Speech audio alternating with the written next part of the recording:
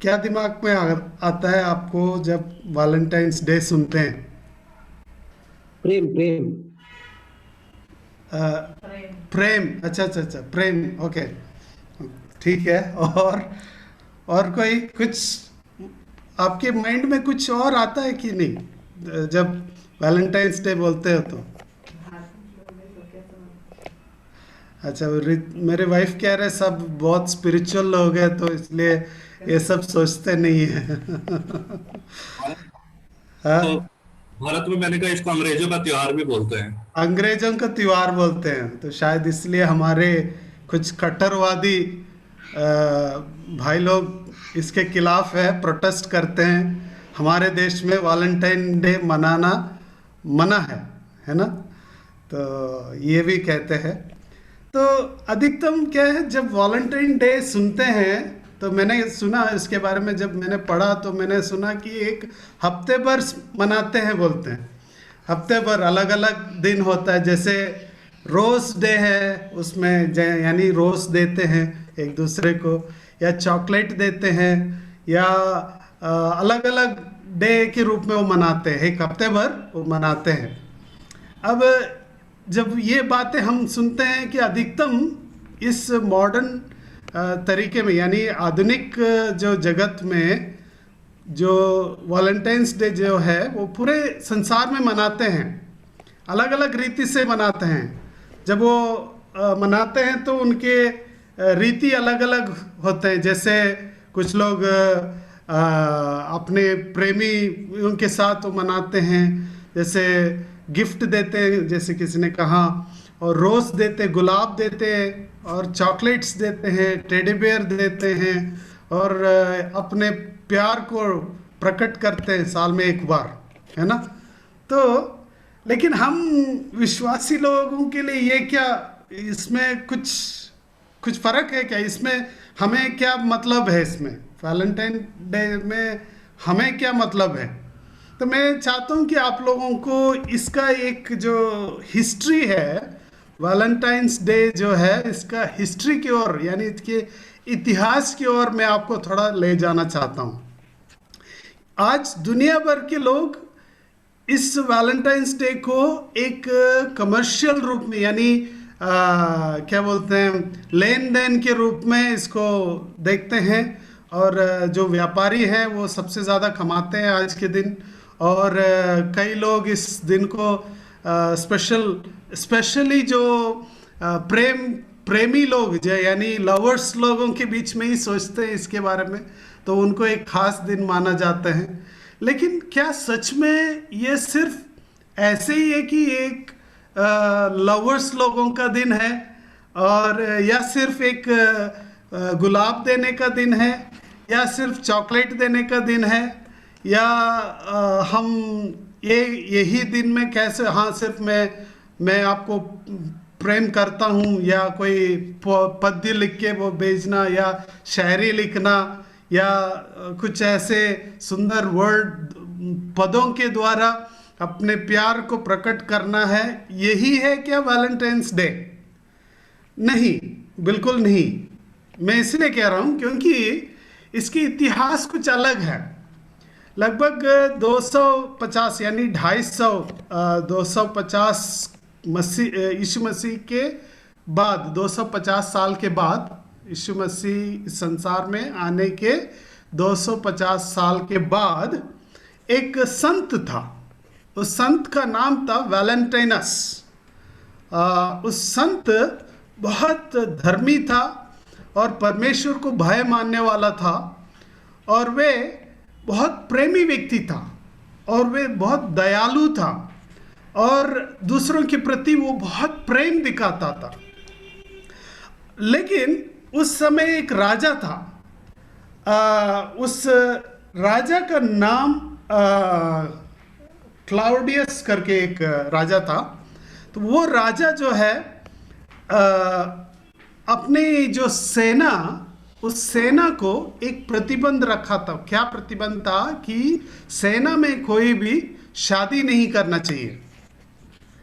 क्या है? सेना में कोई शादी नहीं करना चाहिए। क्यों? क्योंकि उनका ये मानना था अगर शादी किया तो अपने परिवार के साथ रहेंगे और देश के लिए लड़ेंगे नहीं, सिपाही होकर मरने के लिए तैयार नहीं होंगे या लड़ेंगे नहीं, ये गलत फहमी इस राजा के दिमाग में था। तो इसलिए अगर कोई सिपाही शादी कर लिया तो उसको मृत्युदंड दिया जाता था। तो इस बात को वैलेंटाइंस के दिल में बहुत दुख पहुंचा है इस बात।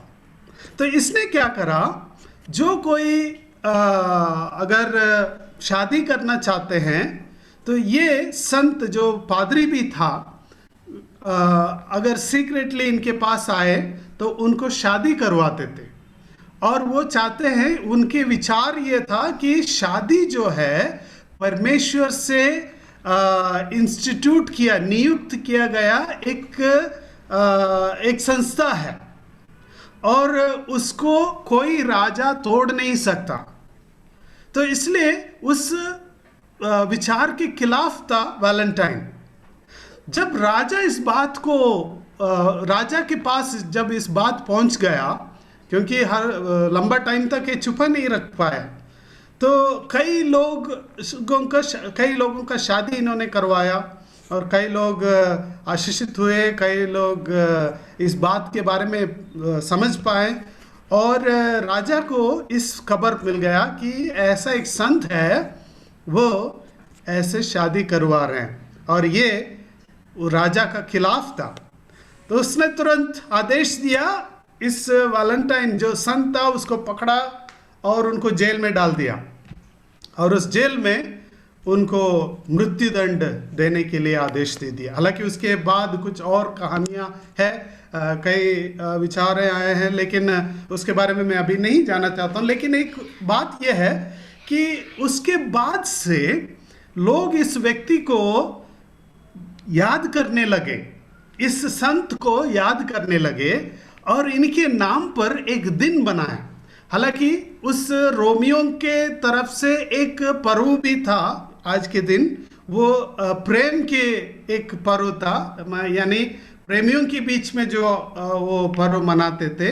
लेकिन उसको बदलकर मसीह लोगों ने इस बात को शुरू किया और क्योंकि ये संत के नाम पर जाना जाता था बाद में, और तब से लेकर वैलेंटाइंस डे को माना जाते हैं। और इसमें बहुत सारे और अलग अलग कहानियां आए हैं, लेकिन इस बात पर मैं यहाँ पर स्पष्ट करना चाहता हूँ, इसके पीछे एक बहुत बड़ी कुर्बानी हुआ है, एक बहुत बड़ी सैक्रिफाइस हुआ है और उस सैक्रिफाइस के आधार पर इस दिन को मनाए जाते हैं और इसलिए इस दिन को कहते हैं वैलेंटाइंस डे। ये बहुत अफसोस की बात है कि हमारे देश में और आज के दुनिया में लोग इस बात को नहीं समझते हैं।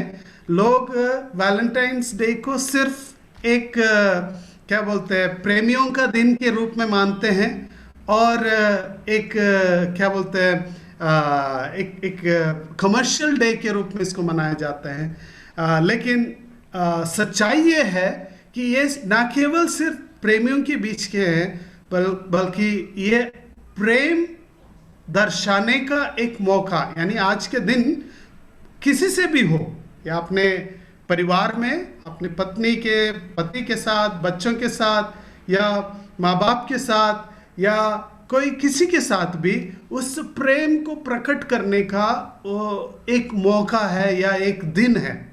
अनफॉर्चुनेटली ये दिन अगर कोई हैप्पी वैलेंटाइंस डे बोल दिया तो बुरा मानते हैं कुछ लोग, क्योंकि उनको ऐसा लगता है कि ये सबके लिए नहीं, सिर्फ जो प्रेमी लोग हैं यानी लवर्स लोग हैं, सिर्फ उनके बीच के ही है। ये गलत फहमी है। लेकिन वैलेंटाइंस यानी उस प्रेम को प्रकट करने का एक मौका है, यानी संदर्भ है। तो आज मैंने सोचा क्यों ना इसी के बारे में मैं आज कुछ बातें कहूँ, संदेश दूँ। तो जैसे मैं सोच रहा था कि नए नियम में प्रेरित पौलुस बहुत स्पष्ट रूप में कहता है प्रेम के बारे में, उसके बारे में हम देखेंगे। लेकिन उसके साथ साथ एक और एक और जो क्या बोलते हैं, प्रभु यीशु मसीह की चेला था, प्रेरित था, एक और प्रेरित था, उसका नाम है यूहन्ना। उसको उसका नाम ऐसे जाना जाता था कि प्रेम का प्रेरित, यानी प्रेम करने वाला प्रेम या प्रेम का प्रेरित, क्योंकि उनका अधिकतम जो राइटिंग्स है, जैसे लूका, यूहन्ना रचित सुसमाचार हो या उनके पत्री हो, सारे प्रेम के बारे में बताता है। तो उन्होंने ये कहा, यूहन्ना रचित सुसमाचार उसके पहला 3 अध्याय 18 पद, जैसे आज मनीष ने पहला पद हमें पढ़ के सुनाया, तो यहाँ 18 पद में प्रेरित यूहन्ना ये कह रहे हैं, हे बालकों, हम वचन और जीव ही से नहीं पर काम और सत्य के द्वारा भी प्रेम करें। तो उसका मतलब हमारे प्रेम सिर्फ एक फीलिंग ही नहीं, एक भावना के रूप में सीमित ना करे, परंतु उस प्रेम काम के रूप में, कार्य के रूप में प्रकट करें। सत्य के द्वारा, काम और सत्य के द्वारा हम उस प्रेम को प्रकट करें। यही यूहन्ना, प्रेरित यूहन्ना कह रहे हैं। तो इनका नाम भी कहा जाता था कि ये प्रेम का प्रेरित था। तो साथ ही साथ पौलुस भी बहुत स्पष्ट रूप में एक अध्याय नए में, यानी उनके पहला कुरिन्थ जो पत्री है, उस पत्री में एक अध्याय पूरा ही प्रेम के बारे में ही बता रहा है। तो आज मैंने सोचा इस अध्याय में से कुछ बातें हम सीखेंगे प्रेम के बारे में, पौलुस क्या कह रहे हैं। तो मैं चाहता हूँ मनीष, अगर आप इस पत्री 13 अध्याय इस पद को स्क्रीन में देख सकते हैं, आप इसको पढ़ के हम सबको सुना सकते हैं तो अच्छा होगा। इस 5वें आयत तक इधर है, उसके बाद आगे है, तो आप थोड़ा जोर से इसको पढ़ के सुनाइएगा। यदि मैं मनुष्यों और स्वर्गदूतों की भाषाएं तो बोल सकूं, किंतु मुझ में प्रेम ना हो, तो मैं एक बजता हुआ घड़ियाल या झंकारती हुई झांझ मात्र हूं। यदि मुझ में परमेश्वर की ओर से बोलने की शक्ति हो और मैं परमेश्वर के सभी रहस्यों को जानता हूं तथा समूचा दिव्य ज्ञान भी मेरे पास हो और इतना विश्वास भी मुझ में हो कि पहाड़ों को अपने स्थान से सरका सकूं, किंतु मुझ में प्रेम ना हो तो मैं कुछ नहीं हूं। यदि मैं अपनी सारी संपत्ति थोड़ी थोड़ी करके जरूरतमंदों के लिए दान कर दूं और अब चाहे अपने शरीर तक को जला डालने के लिए सौंप दूं, किंतु यदि मैं प्रेम नहीं करता तो इससे मेरा भला होने वाला नहीं है। प्रेम धैर्यपूर्ण है, प्रेम दयामय है, प्रेम में ईर्ष्या नहीं होती, प्रेम अपनी प्रशंसा आप नहीं करता, वह अभिमानी नहीं होता, वह अनुचित व्यवहार कभी नहीं करता, वह स्वार्थी नहीं है, प्रेम कभी झुंझलाता नहीं, वह बुराइयों का कोई लेखा जोखा नहीं रखता, बुराई पर कभी उसे प्रसन्नता नहीं होती, वह तो दूसरों के साथ सत्य पर आनंदित होता है, वह सदा रक्षा करता है, वह सदा विश्वास करता है, प्रेम सदा आशा से पूर्ण रहता है, वह सहनशील है। प्रेम अमर है, जबकि भविष्यवाणी का सामर्थ्य तो समाप्त हो जाएगा, दूसरी भाषाओं को बोलने की क्षमता युक्त जीभें एक दिन चुप हो जाएंगी, दिव्य ज्ञान का उपहार जाता रहेगा, क्योंकि हमारा ज्ञान तो अधूरा है, हमारी भविष्यवाणियां अपूर्ण हैं, किंतु जब पूर्णता आएगी तो वह अधूरापन चला जाएगा। जब मैं बच्चा था तो एक बच्चे की तरह ही बोलता था, वैसे ही सोचता था और उसी प्रकार सोच विचार करता था, किंतु अब जब मैं बड़ा होकर पुरुष बन गया हूं तो वे बचपने की बातें जाती रही हैं, क्योंकि अभी तो दर्पण में हमें एक धुंधला सा प्रतिबिंब दिखाई पड़ा है, किंतु पूर्णता प्राप्त हो जाने पर हम पूरी तरह आमने सामने देखेंगे। अभी तो मेरा मन आंशिक है, अभी तो मेरा ज्ञान आंशिक है, किंतु समय आने पर वह परिपूर्ण होगा, वैसे ही जैसे परमेश्वर मुझे पूरी तरह जानता है। इस दौरान विश्वास, आशा और प्रेम तो बने ही रहेंगे, और इन तीनों में भी सबसे महान है प्रेम। आमेन। आइए हम 1 मिनट हम प्रार्थना करें कि प्रभु हमारे दिल को खोले और इस सच्चाई को समझे कि प्रभु हमसे क्या चाहते हैं। प्रेम की उस परिभाषा को हम समझते हुए प्रभु के लिए हम जीने पाए, इस बात को हम अपने आप को सौंपते हुए हम प्रार्थना में जाएं। परमेश्वर पिता, हम धन्यवाद देते हैं आपके वचन के लिए। हम अपने आप को आपके वचन के सामने समर्पित करते हैं। हम विश्वास करते हैं आपके वचन सामर्थ्य है, जीवित है, हमारे दिल में कार्य करता है। आपके प्रेम के लिए हम धन्यवाद देते हैं। हम आशा करते हैं, विश्वास करते हैं आपकी पवित्र आत्मा हम सब से बातें करेंगे। धन्यवाद यीशु। आदर महिमा आपको देते हुए इस विनती यीशु नासरी के नाम से मांगते हैं स्वर्गीय पिता। आमेन, आमेन। मैं मानता हूं कि हम सब प्रेम करते हैं। इधर कोई है, ऐसा कोई है जो प्रेम नहीं करते हैं? हाँ, सब प्रेम करते हैं, है ना? अब किससे करते हैं, कैसे करते हैं, वो अलग बात है, लेकिन हम सब प्रेम करते हैं।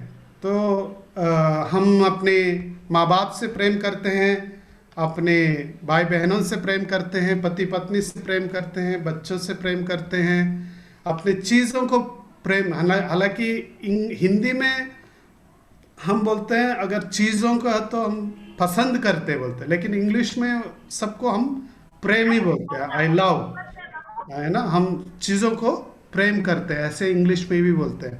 लेकिन हिंदी में हम बोलते हैं कि हम पसंद करते हैं, सब चीज़ों को भी पसंद करते हैं। अब उसमें ज़्यादा शब्द नहीं आता है।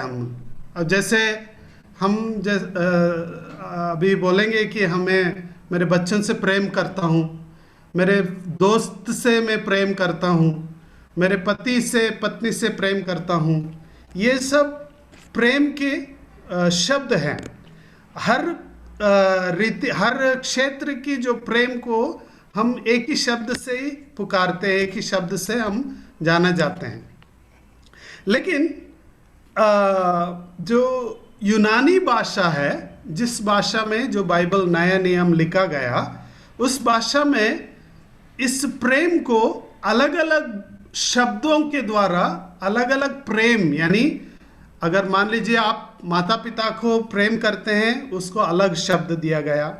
आपके पत्नी से या पति से प्रेम रखते हैं, उसके लिए अलग प्रेम शब्द दिया गया।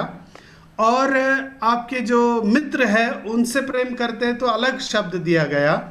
और अगर परमेश्वर से प्रेम करते हैं उसके लिए अलग शब्द दिया गया।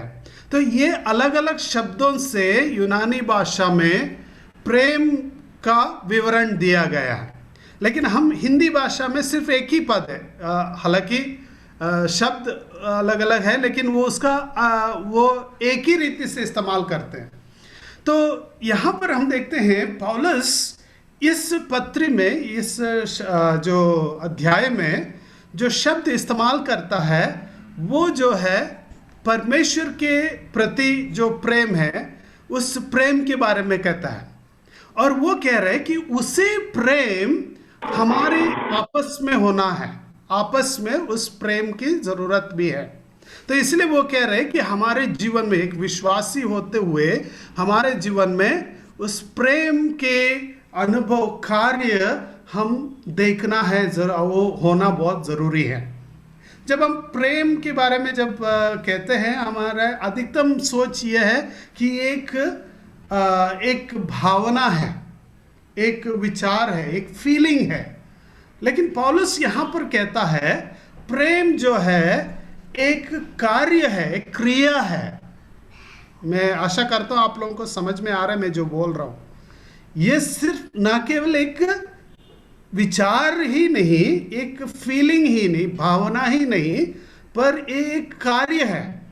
अगर आप प्रेम के बारे में यहाँ पर पढ़ेंगे, उसका अलग अलग कैरेक्टर्स के बारे में बताया। मैं पहले आयत से उसके तीसरे आयत तक अगर आप देखोगे तो प्रेम के सच्चाई को यहाँ पर बताता है कि उसका कि प्रेम के बिना कुछ भी नहीं, ये बातें यहाँ पर लिखा है।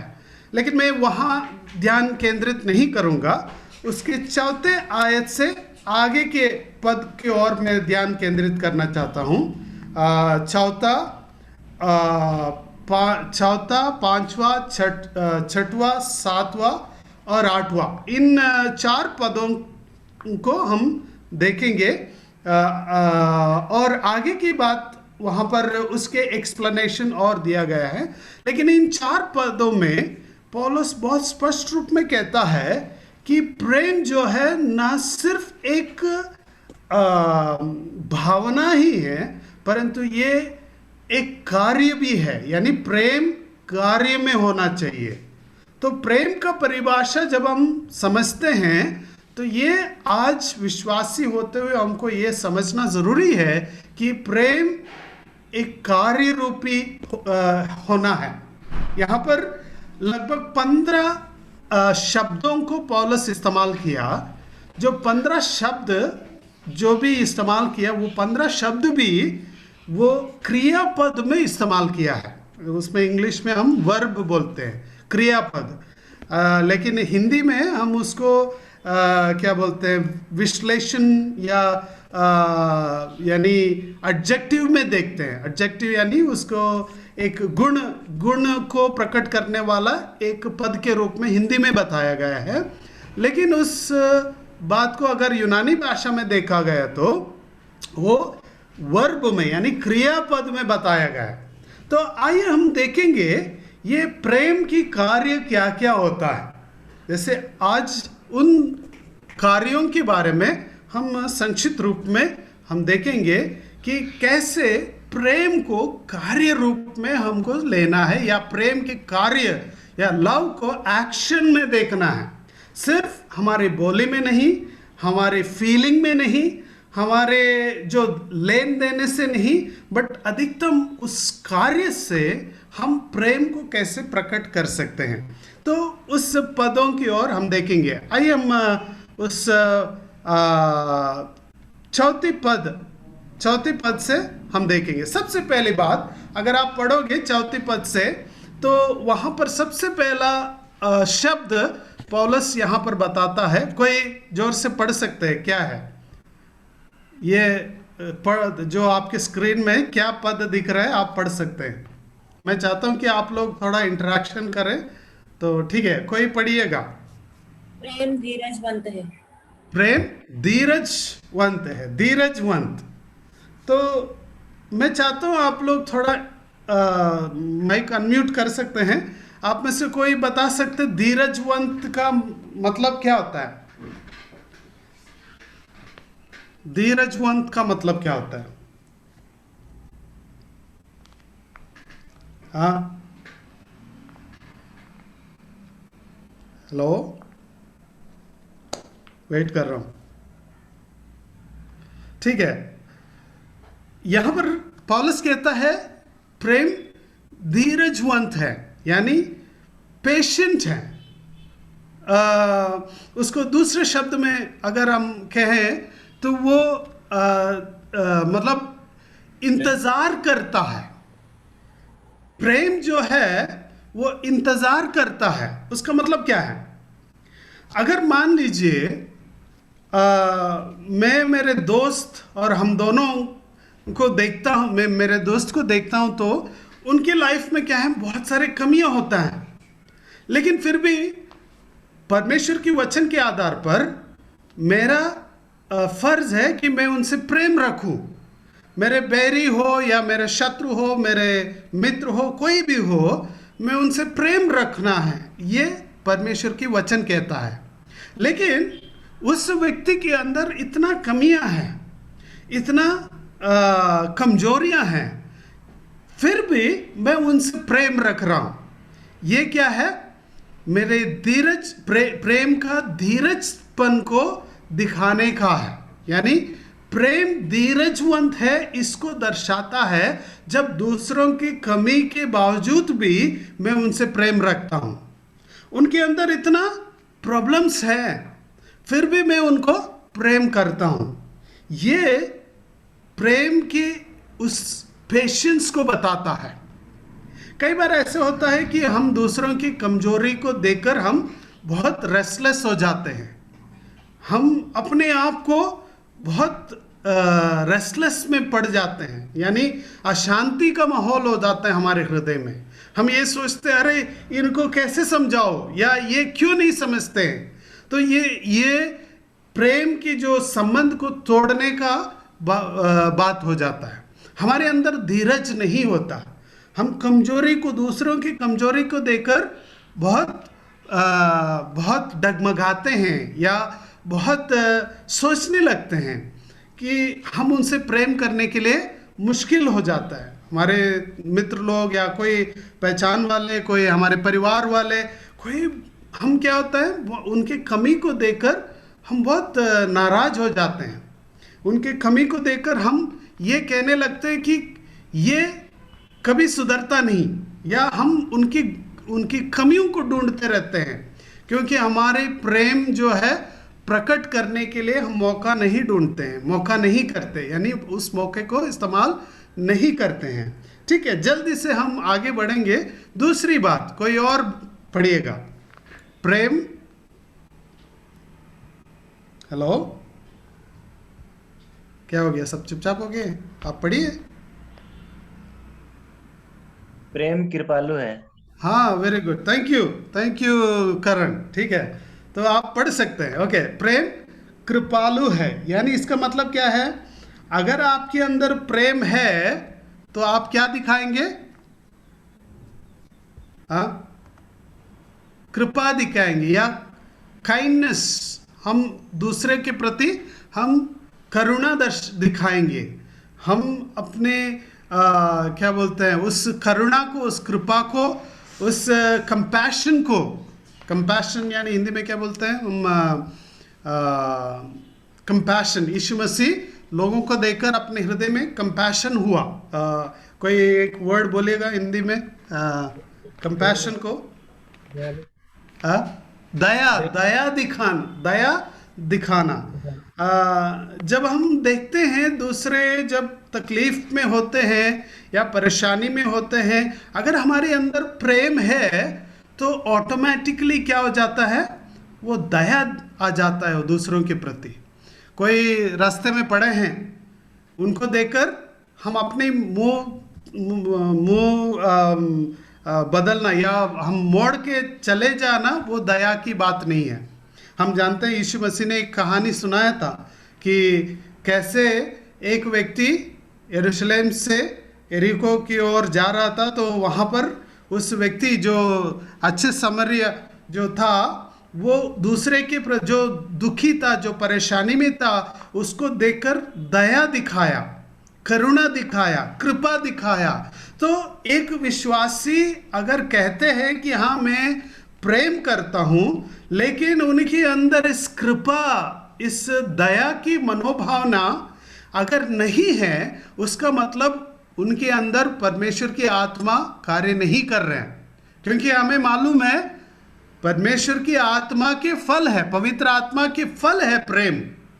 अगर प्रेम उनके हृदय से नहीं है, उनके हृदय में नहीं है, तो वो कभी कृपा नहीं दिखाता, कभी दया नहीं दिखाता, कभी करुणा नहीं दिखाता, दूसरों के प्रति उनके अंदर कृपा नहीं होगा। तो आज हमें समझना बहुत ज़रूरी है। दुनिया भर लोग इस वैलेंटाइंस डे को मनाते हैं, लेकिन ये प्रश्न उनको पूछना ज़रूरी है, क्या आपके अंदर इस करुणा है, इस दया है, दूसरे के प्रति इस दया है? जब अपने पड़ोस, अपने आसपास के लोग उस दुखी अवस्था से गुजर रहे हैं, एक वक्त की खाने के लिए नहीं है, बहुत कठिन परिस्थिति में है, जो सड़क में गुजर रहे हैं, सड़क में भीख मांग रहे हैं, तो उनके प्रति हमारे हृदय में क्या कृपा है, उस कंपैशन है? ये पूछना बहुत ज़रूरी है। ठीक है, जल्दी आगे बढ़ेंगे। तो तीसरी बात, प्रेम डाह नहीं करता, अपनी बड़ाई नहीं करता और फूलता नहीं। इसका मतलब क्या है? डाह नहीं करता, अपनी बड़ाई नहीं करता और फूलता नहीं। कई बार हम कहते हैं कि हाँ मैं प्रेम करता हूँ, लेकिन प्रेम का एक नेगेटिव बात यह है, यानी नेगेटिवली ये एक्सप्रेस हो जाता है कि हम कई बार हमारे अंदर इस डाह की मनोभावना, यानी हमारे अंदर ये फीलिंग होता है कि दूसरों के प्रति एक क्या बोलते हैं डाह, यानी एनविंग, दूसरों को देखकर जलन होना, है ना। अगर हमसे कोई बेहतर कोई कर रहा है कि हमारे अंदर क्या होता है, जलन आ जाता है। हम सोचते हैं कि हाँ मैं मुझसे अच्छा कोई नहीं करना चाहिए, कोई नहीं होना चाहिए, कोई अच्छा कपड़े पहने हैं या अच्छे कपड़े अच्छा स्तर में है, अच्छा गाड़ी है, अच्छा सुविधा है, तो उनको देखकर हमारे अंदर जलन आता है। ओ मेरा पड़ोसी से मेरे से अच्छा नहीं रहना है। तो कई बार ये ऐसे मनोभावना हमारे अंदर आ जाता है, यानी एनविंग या क्या बोलते हैं एक जलन की मनोभावना। ये ऐसा होता है कि हमारे अंदर एक क्या बोलते हैं, जैसे अगर आप सोचिएगा, हिंदी शब्द में बहुत स्पष्ट बताता है कि जलन होना, जलन यानी हमारे अंदर ही जलते रहना। अगर मान लीजिए कि अपने अंदर ही जलते रह रहे तो किसको नुकसान होगा, दूसरे का या मेरा? तो मेरा ही नुकसान होगा। कई बार हम ये बात नहीं समझते हैं कि हम दूसरों को देखकर हम जलते हैं और हम अपने आप को नुकसान पहुंचाते हैं। और आगे बताता है अपनी बढ़ाई नहीं करता। तो हम सब ये बात जानते हैं कि हमारे कई अगर आप लोग आर्मी में कोई आपके फ्रेंड है, मित्र है, तो सुन लीजिए कि उतना बढ़ाई करते हैं, बोलते हैं कि हाँ मैं इतने लोगों को मारा, मैं वो किया, मैं ये किया, मैं वैसा हूँ, मैं ऐसा हूँ। तो अगर सच में आप प्रेम रखते हैं एक दूसरे के प्रति, अब उनके सामने आप बड़ाई करके उनको नीचा दिखाने के लिए कोशिश नहीं करते। तो ये कई बार हम अपने अंदर ये बात हो जाता है, हम अपने आप को फुलाते हैं, यानी अपने आप को महान दिखाते हैं, अपने आप को बड़ा दिखाते हैं। तो जैसे फिलिपियों की पत्री वहाँ पर कहता है कि हम एक दूसरों से छोटा समझना है। कई बार जाने अनजाने हम दूसरों से बड़ा दिखाने के लिए हम कोशिश करते हैं। तो ये प्रेम के खिलाफ है। तो आगे देखते हैं, प्रेम अनुचित व्यवहार कभी नहीं करता। अनुचित व्यवहार कभी नहीं करता, यानी इसका मतलब ये कभी एक रूड प्रतिक्रिया, यानी वो अपने आप को घमंड करते हुए दूसरों के प्रति कठोर नहीं बनते। अगर आपके अंदर प्रेम है, आप कठोर नहीं बनते। आपके हृदय में उस दया आपके हृदय में जब आता है, आप कभी दूसरों के प्रति कठोर नहीं करते, अपने हृदय को कठोर नहीं करते। कई बार क्या होता है, दूसरों के जो बुराई देखकर हम अपने हृदय को इतना कठोर करते हैं कि हम उनसे बातें करने के लिए भी मन नहीं आता। तो हम सब ये अनुभव किए हैं। मैं चाहता हूँ कि जैसे मैं ये कह रहा हूँ कि हम सब इसके बारे में जांचें। हम बोलते हैं हम प्रेम करते हैं, लेकिन क्या सचमुच में हमारे अंदर ये है? मैं मेरे बारे में भी कह रहा हूँ कि मैं सिर्फ आप सबके लिए नहीं कह रहा हूँ, मेरे बारे में भी कह रहा हूँ। हम सब मिलकर इसके बारे में सोचें। एक साइड में हम कह रहे हैं हम प्रेम कर रहे हैं, लेकिन सच में क्या हम प्रेम करते हैं? हमारे अंदर कितने बार हम इतना कठोर बन गए हैं, रूड बन गए हैं दूसरों के प्रति। हम उस प्रेम को दिखाने के लिए बहुत क्लेश के अनुभव से होते हैं, मतलब हम उस प्रेम को नहीं दर्शाना चाहते हैं। तो आगे हम देखते हैं, प्रेम कभी झुंझलाता नहीं, वो बुराइयों को कोई लेक जोक नहीं रखता। मतलब हमारे जीवन में कई बार ऐसा होता है कि क्या बोलते हैं, कोई छोटी सी बातों को लेकर हम गुस्सा हो जाते हैं। झुंझलाना मतलब क्या बोलते हैं, जैसे आपने देखा कि छोटे से रबर बॉल जो होता है, अगर वो रबर बॉल आप फ्लोर में या नीचे अगर आप मारेंगे तो एकदम उछल जाता है। तो कई बार हमारे जीवन में भी ऐसे हो जाते हैं, हम छोटी छोटी बातों में उछलते हैं, तो हमारे अंदर इतना गुस्सा आ जाता है कि हम झुंझलाते हैं, हम उस भावनाओं को कंट्रोल कर नहीं पाएंगे, क्योंकि हमारे अंदर प्रेम नहीं होता। क्योंकि छोटी छोटी बातों में हम बहुत जल्दी ही भावुक हो जाते हैं, जल्दी ही दूसरों के प्रति अगर कोई आपको क्रिटिसाइज करे या कोई आपके बारे में कुछ बुराई कहे तो तुरंत हमारे अंदर का जो गुस्सा जो है बाहर आ जाता है। हम किसी को हम मुस्कुराते या हंसते नहीं दिखाते। अगर कोई आपको क्रिटिसाइज करेंगे, हम क्रिटिसिज्म को मानना, यानी क्या बोलते हैं, आपकी विचार कोई किया तो हम उसको नज़रअंदाज करने के लिए कोशिश करते हैं। हम उसके प्रति हम गुस्सा दिखाएंगे, क्योंकि हम पसंद नहीं करते।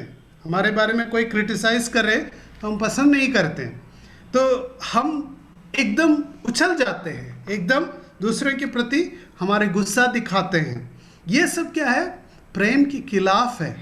अगर सच में प्रेम हमारे अंदर है, हम छोटी छोटी बातों में गुस्सा नहीं करते हैं। तो हम सब ऐसे करते हैं। मैं विश्वास करता हूँ यहाँ पर कोई है कि जो गुस्सा नहीं करते। मैं आपसे मिलना चाहता हूँ, कोई गुस्सा नहीं करते हैं। आपका वीडियो ऑन करके दिखाइए कि आप गुस्सा नहीं करते। हाँ, तो हम सब गुस्सा करते हैं, लेकिन आज प्रश्न ये है कि क्या उस गुस्से को प्रेम में बदलने के लिए हम कोशिश कर रहे हैं कि नहीं। गुस्सा बहुत सहज है, लेकिन उस गुस्से को प्रेम में बदलना बहुत इम्पोर्टेंट है। तो यही पवित्र आत्मा का काम है। तो कई बार मेरे अंदर भी उस गुस्सा आ जाता है। कई बार मेरे जीवन में उस गुस्से के कारण मैं भी उस प्रेम दिखा नहीं पाता। लेकिन आज मैं भी इस वचन के सामने अपने आप को सौंपता हूँ। मेरा इच्छा है कि इस प्रेम क्या है, परमेश्वर की आत्मा, पवित्र आत्मा का फल जो प्रेम है, वो मेरे गुस्से को ख़त्म करे। और आगे कहता है वो बुराइयों का कोई लेख जोख नहीं रखता। यानी मैं मेरे डायरी में लिख के नहीं रखता हूँ मैं फलाना व्यक्ति मेरे खिलाफ ये नहीं किया, वो किया। क्या करते हैं, अगर सच में प्रेम है तो वो पुरानी बातों को हम भूल जाते हैं, वो छोड़ते हैं, उसको छोड़ के आगे बढ़ना है। तो परमेश्वर ने भी ऐसे किया कि हमारे जो घृण है, हमारे पाप है, उसको उन्होंने लिख के नहीं रखा है। उन्होंने ये किताब से हटा दिया है और हमें शुद्ध किया, हमें नया बनाया और परमेश्वर की संतान बनाया। आज परमेश्वर हमें एक नया रिश्ते में लाया है। तो अगर आपके और मेरे अंदर प्रेम है, अगर किसी को प्रेम करते हैं, तो पुराने 10 साल के पहले जो घटना हुई आपके खिलाफ, किसी चीज़ आप किसी ने किया, उसको लिख के रख के उसके खिलाफ लड़ने का मनोभावना हमारे अंदर नहीं होना है। तो ये प्रेम का कार्य है। तो ये भी हमें सोचना बहुत ज़रूरी है। तो अगर आज जो भी मेरे जो वचन सुन रहे हैं, आप अगर लिख के रखा है किसी के गुनाह, किसी के बुराई आप लिख के आपके डायरी में लिख के रखा है, आज ही जाके उसको फाड़ दीजिएगा। क्योंकि आपके अंदर पवित्र आत्मा कार्य करना है, तो उसको फाड़ के फेंकिए और कहिए कि मैं आज से किसी के खिलाफ घृणा नहीं रखता हूँ, बुराई नहीं सोचता हूँ, बुराई नहीं रखता हूँ। मैं आशा करता हूँ आज ही हम वो बात करेंगे। कोई भी हो, हमारे शत्रु हो, बैरी हो, हमें बहुत दुख पहुँचाए हो, बहुत हमारे खिलाफ कार्य किए होंगे, लेकिन उन तमाम लोगों को क्षमा करने का एक मनोभावना, उस बुराइयों को फाड़ के फेंकना हमारे मन में जब आएगा, उस मनोभावना जब आएगा, परमेश्वर हमारे जीवन के द्वारा कार्य करेगा। ठीक है, आगे बढ़ेंगे। प्रेम बुराई पर कभी प्रसन्न नहीं होती। ये बहुत इंपॉर्टेंट है कि अगर दूसरों के जीवन में बुराई होता तो हम उस बुराई को लेकर खुशी महसूस नहीं होना चाहिए। कई बार जब स्कूल में जब हम लोग पढ़ते थे तो हमारा जब मार्क जो टीचर हमारे जो पेपर आंसर पेपर जब देते हैं तो हमें से अधिक लोग क्या किए हैं, अपने मार्क देखने से पहले क्या हुआ, हम दूसरों की मार्क देखते हैं, उसको कितना मिला वो हमारा मेन वो है कि उनको कम हो या मेरा ज़्यादा हो। तो अगर उनको कम है तो मुझे बहुत खुशी आएगा। सच है कि नहीं? अगर आप लोग, शायद मैं मानता हूँ आप लोग भी ऐसे किए होंगे, तो आप लोग के जीवन, हम सब ऐसे किए हैं।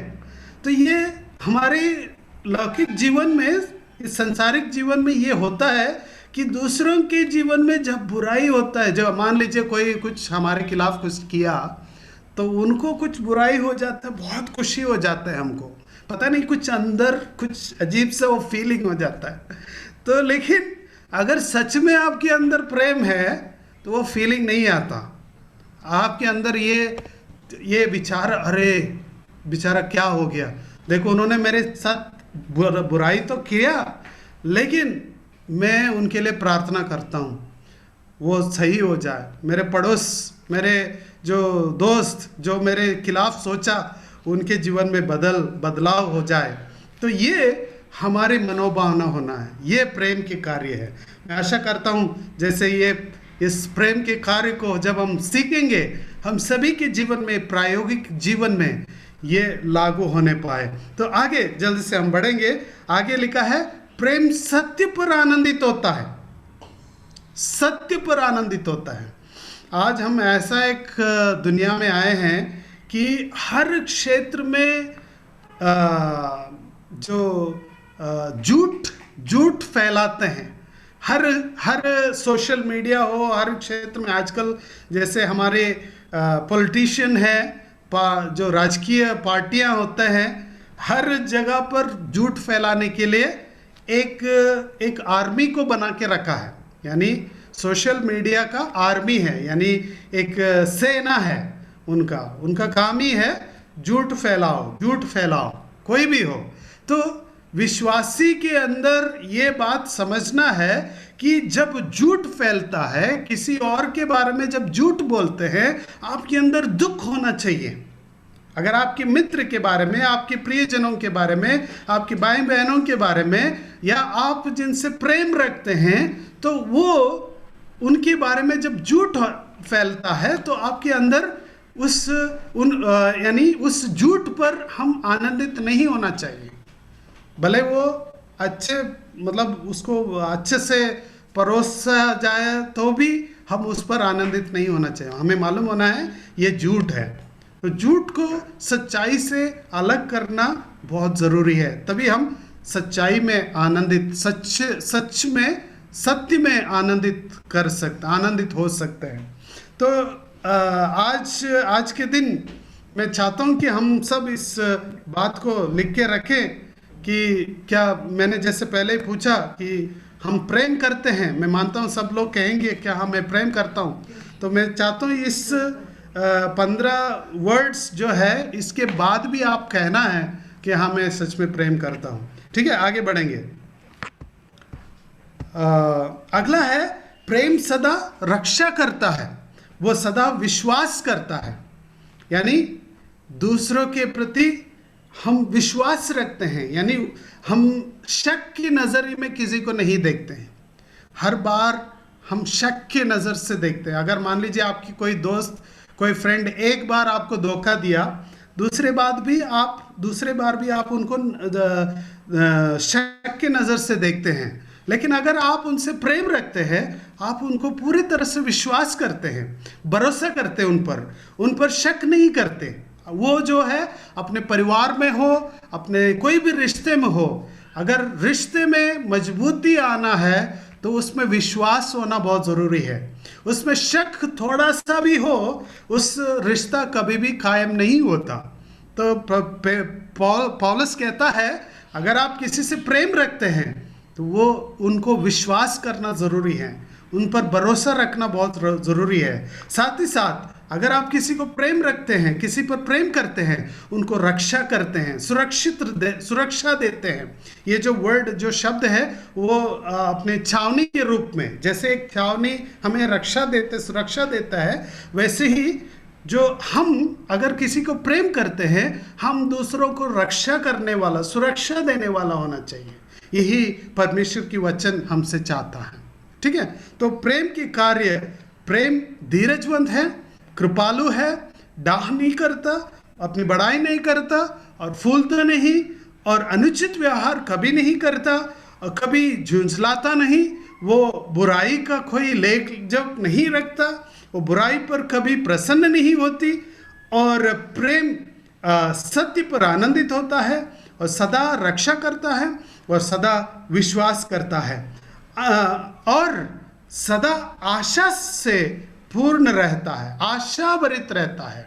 हमारे अंदर आशा होता है। प्रेम, अगर आप किसी से प्रेम रखते हैं, आपके अंदर आशा है कि कहीं ना कहीं एक दिन वो सही होगा, वो अच्छा होगा। अगर आप अपने बच्चों से प्रेम रखते हैं, वो हमेशा आपके अंदर आशा है कि कहीं ना कहीं हमारे बच्चे बड़े हो जाएंगे, वो भलाए हो जाएंगे, अच्छे करेंगे, वो उन्नति में हो जाएंगे, ये आशा है। आपके मित्र या पति पत्नी के बीच में या किसी और के बीच में, अगर आप हमेशा उस नेगेटिविटी सोचते रहे कि ये कभी सुधरेगा नहीं, ऐसा सोच में अगर रहेंगे, आप कभी उनसे प्रेम नहीं कर पाएंगे। लेकिन जब प्रेम से आप आशा रखेंगे, हाँ एक ना एक दिन ये बदलाव होगा, एक ना एक दिन मैं सही देखूंगा, सच्चाई देखूंगा, प्रेम देखूंगा, बदलाव देखूंगा, इसके आधार पर हमारे रिश्ता बढ़ जाएगा, इस आशा हमारे अंदर होना चाहिए। साथ साथ सहनशील होना चाहिए कि हाँ, उस दूसरों के प्रति हम सहनशील होना बहुत ज़रूरी है। जैसे मैंने पहले ही कहा कि धीरज और सहनशीलता लगभग समान है, लेकिन हमारे अंदर सहनशीलता ये भी बताता है कि दूसरों की कमी के देखते हुए भी हम उनके प्रति जो आशा रखते हैं, वो इसीलिए क्योंकि हम सहनशील हैं। हम जल्दी गुस्सा नहीं करेंगे क्योंकि हम सहनशील हैं। हम उनके प्रति भलाई सोचेंगे, हम उनकी बुराइयों को ढूंढेंगे नहीं, उनकी गलतियों को ढूंढते नहीं रहेंगे, बल्कि हम सहनशील रहेंगे। हम हमेशा प्रेम से उनके लिए ये चाहेंगे कि वो बदलाव होगा, ज़रूर बदलाव होगा। और अंत में हम देखते हैं उसके 8वें पद में हम देखते हैं प्रेम कभी टलता नहीं, प्रेम कभी टलता नहीं। मेरे प्रियो, अगर आप और मैं किसी को प्रेम करते हैं तो ये आज के दिन प्रेम करेंगे, कल के दिन प्रेम नहीं करेंगे, ऐसा नहीं है। क्योंकि यहाँ पर पौलुस कहता है ये जो प्रेम है अगापे लव है, जो कि परमेश्वर के प्रेम, उसी प्रेम हमारे अंदर होना चाहिए। उसका मतलब बिना कोई शर्त के प्रेम, बिना कोई कंडीशन। हमारा प्रेम जो है बिना कोई कंडीशन का प्रेम है। तो आज ऐसा एक प्रेम हमारे अंदर होना चाहिए। अब मैं चाहता हूं, जैसे हमने देखा ये जितना भी वर्ड जो प्रेम है, ये यहाँ पर लिखा है प्रेम धीरजवंत है। लेकिन अगर आप एक अध्याय पढ़ोगे, जैसे पहला यूहन्ना 4:8, यहाँ पर क्या लिखा है, कोई पढ़िएगा, जल्दी से पढ़ के हम समाप्त करेंगे। यहाँ पर क्या लिखा है, कोई जोर से पढ़िएगा, स्क्रीन में है तो आप पढ़ सकते हैं। जो प्रेम नहीं रखता वह परमेश्वर को, क्योंकि परमेश्वर प्रेम है। हाँ, जो प्रेम नहीं रखता वो परमेश्वर को नहीं जानता। तो इतना जो भी हमने देखा 15 शब्द जो है प्रेम का कार्य है, अगर वो कार्य हमारे अंदर नहीं है, उसका मतलब क्या है, कोई बोलिएगा उसका मतलब। हेलो, मैं चाहता हूँ आप ही बोले, मैं नहीं बोलूँगा, आप बोलिए, कोई ना कोई बोलिए। अगर ये नहीं है उसका मतलब, यहाँ क्या लिखा है, परमेश्वर को नहीं जानते, परमेश्वर को नहीं जानता है, परमेश्वर को नहीं जानता। क्योंकि परमेश्वर प्रेम है, परमेश्वर प्रेम है। चलिए अभी हमने देखा प्रेम और परमेश्वर दोनों एक साथ हमने एक ही शब्द इस्तेमाल करेंगे, ठीक है। अगर आप प्रेम के बदल, यहाँ पर मेरा स्क्रीन दिख रहा है आप लोगों को, स्क्रीन सबको दिख रहा है ना, तो प्रेम के बदल आप परमेश्वर डालिए इधर, ठीक है। प्रेम के बदल परमेश्वर डालिए इधर, तो क्या होगा? परमेश्वर धीरजवंत है, परमेश्वर कृपालु है, परमेश्वर डाह नहीं करता, परमेश्वर अपनी बड़ाई नहीं करता और फूलता नहीं, परमेश्वर अनुचित व्यवहार कभी नहीं करता, परमेश्वर कभी झुंझलाता नहीं, परमेश्वर बुराई का कोई लेख जोक नहीं रखता, परमेश्वर बुराई पर कभी प्रसन्न नहीं होता, परमेश्वर सत्य पर आनंदित होता है, परमेश्वर सदा रक्षा करता है, परमेश्वर सदा विश्वास करता है, यानी हमारे ऊपर भरोसा रखता है, परमेश्वर सदा आशा से पूर्ण रहता है, हमारे प्रति आशा रखता है, वो सहनशील है, परमेश्वर कभी टलता नहीं। तो परमेश्वर हमेशा प्रेम है। आज जैसे हम इस बात को समझते हैं कि हम और हम सब प्रेम करने के लिए बुलाया गया है। प्रेरित पौलुस और प्रेरित यूहन्ना ये सब यही कहता है कि हमें परमेश्वर ने प्रेम करने के लिए बुलाया है। अगर ये इफिसियों की पत्री 4 का 1 से अगर पढ़ोगे, वहाँ पर लिखा है कि हमें प्रेम करने के लिए बुलाया है। हमारे अंदर इस प्रेम प्रकट हो जाए, कार्य रूप में आए, ना केवल सिर्फ मुंह से ही नहीं, जैसे हमने सबसे पहले पद पढ़ा कि हमारे जुबान से ही नहीं, परंतु हमारे कामों से इस प्रेम का प्रकट होने पाए। ये एक क्रिया रूप में प्रेम बाहर निकल के आए, ताकि इसके द्वारा परमेश्वर की महिमा हो जाए।